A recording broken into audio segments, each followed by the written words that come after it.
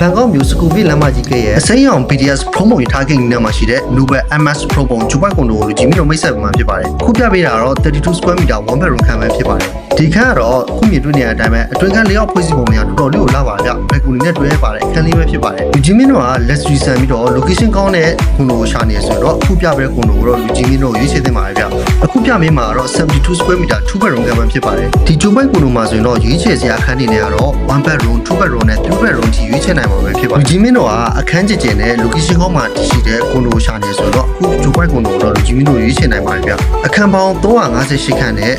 55ထက်ထိပါဝင်ပြီးတော့ဗီဒီယိုဆောက်မှုကတော့တစ်ခုတည်းရှိမှာဖြစ်ပါတယ် Let's Redesign ဖွဲ့စည်းပေးထားတဲ့ကွန်ဒိုတစ်ခုပဲဖြစ်ပါတယ်ဗျအစိမ်းရောင် BTS ဖုံးပုံရထားခဲ့နီးနားမှာရှိပြီးတော့ Resi Shopping Mall ဖြစ်တဲ့ Quality and Spirit Terminal 21 Central 1နဲ့ဆန်ရဖက်ကွန်ဒိုကိုလူကိုသွားနိုင်မှာဖြစ်ပါတယ်